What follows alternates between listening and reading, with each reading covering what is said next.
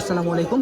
বর্তমানে আছি গ্রামের একটি ঐতিহ্যবাহী হাটে, যা মির্জাগঞ্জ হাট। এটি রয়েছে নীলফামারী জেলার ডোমার উপজেলায়।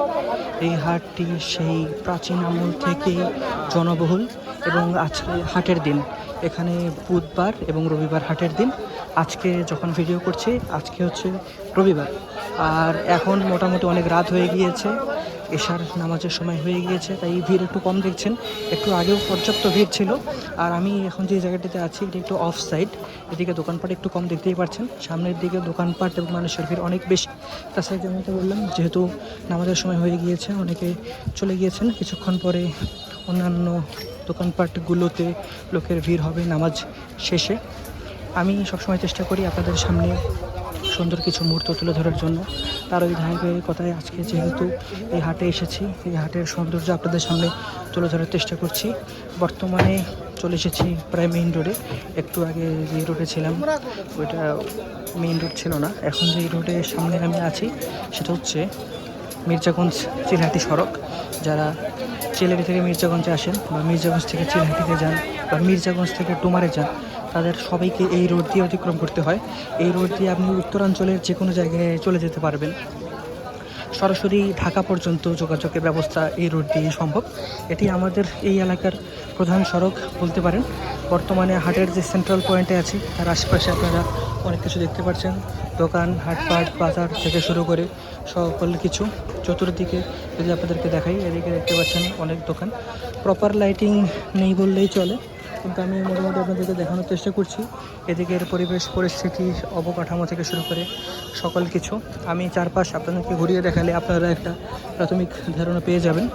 যদি আমি সামনের দিকে একটু এগিয়ে যাই তাহলে এদিকে কিন্তু অন্ধকার, ওইদিকে দোকানপাট নেই, দিনের বেলা দোকানপাট বসে।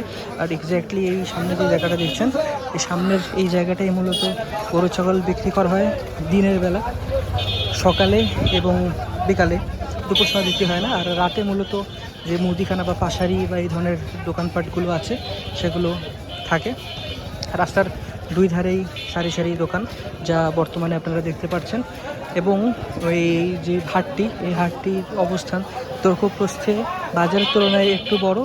চতুর্দিকে এই হাটে দোকানপাট রয়েছে, যেটা আপনারা অনেকটা বুঝতে পারছেন। আমি একটা দিক অলরেডি কভার করে ফেলেছি, আরেকটা দিক কভার করার জন্য আমি এখন সেদিকে যাচ্ছি। এখন আমি যেদিকে হাঁটছি সেটি হচ্ছে চিলাহাটিমুখী, আর একটু আগে যে রোডে ছিলাম সেটা ছিল ডোমারমুখী। তো আমি কথা না বাড়িয়ে সামনের দিকে এগিয়ে যাচ্ছি। ভিডিও একটু কম স্টেবল হতে পারে, আমি একটু হেঁটে হেঁটে ভিডিও করছি, তাই হয়তো বা এমনটা হতে পারে, কিন্তু আমি সর্বোচ্চ দিয়ে আপনাদের দেখার চেষ্টা করছি। এখানে দেখতে পাচ্ছেন কিছু সবজি এবং ফলের দোকানের সরঞ্জাম তারা নিয়ে এখানে বসেছেন, তারা বিক্রি করছেন। এখানে একটা হোটেল ছিল, এই হোটেলটা আজকে আপাতত অফ। আর এখানে কিছু ফলমূলের দোকান, পাশের দোকান, বীজের দোকান। আর এখানে মূলত চটপটি আর মুড়ি পাওয়া যায়, পাশে সুপারির দোকান আছে।